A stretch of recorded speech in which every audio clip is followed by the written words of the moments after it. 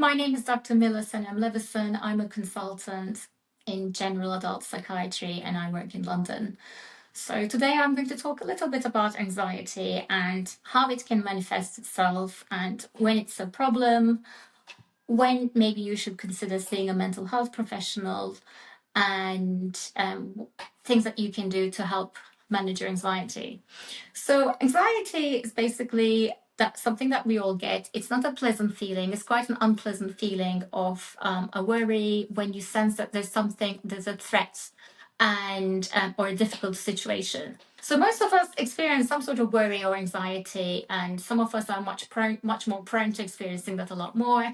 But it becomes a problem when it starts to take over your life, when you wake up with a lot of anxiety, when you feel anxious for most of the day, and it starts to impact on your well-being, on how you feel about yourself, how you interact with others, if you're on edge all the time, if it stops you doing the things that you enjoy, and if it starts to affect your sleep or your appetite and just general well-being, then it's a good time to take stock of that and then reach out for help. So you can reach to your GP,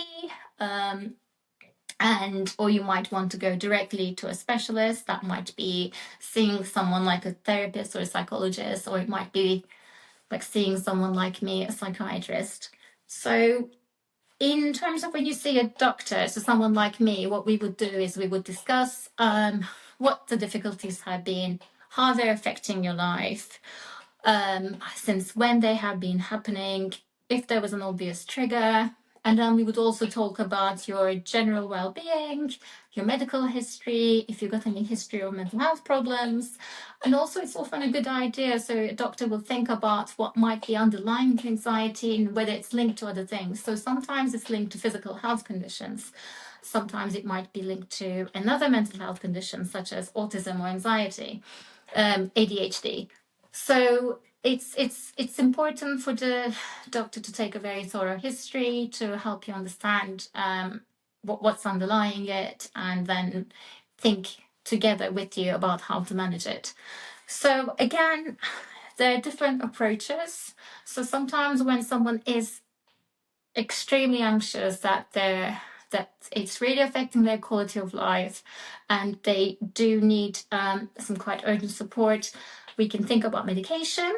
And some people also have a preference for medication, and some people don't, and that's fine. So someone like me, your doctor, will talk to you about the options of medication that are available, the pros and cons, give you some written information about it, and then and if it's okay for you to take the medication, then they would monitor you and how you're reacting to the medication.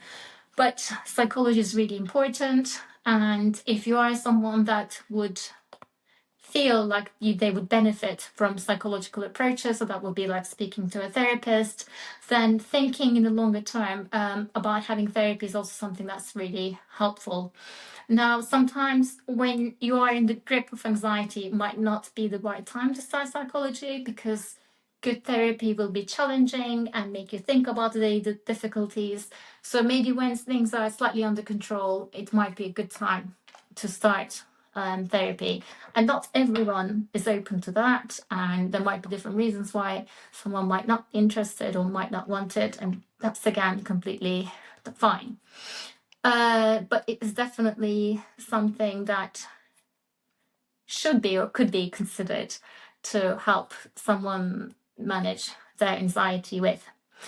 Apart from that, I would also definitely encourage a regular healthy diet. So again, a diet less in sugar, not too much caffeine, not too much alcohol, no recreational drugs, reducing nicotine intake, whether that's through smoking or vaping. And also it's important to note the importance of exercise, with lots of proven mental health benefits, and that can take any form that you find useful. Another good way of managing anxiety is staying grounded and being present in the present moment. So with anxiety, one can often think about the future and not actually focus on what's going on right now. And often doing that is really grounding and helpful in bringing you back to sort of the reality of what's happening right now.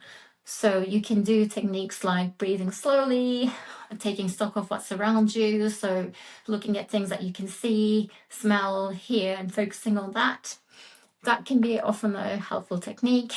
Practicing meditation and mindfulness, if this is something that you can do, just starting by gently, just for a few minutes, and then building that up is really helpful. Journaling, so writing things down on paper, that often is another helpful way. And then creative approaches, if you're creative, if you like to draw, if you like to play music, if painting, anything that actually helps you, crochet, knitting, these are all really helpful and certainly not medication ways, and very actually resourceful and helpful ways of managing one's anxiety.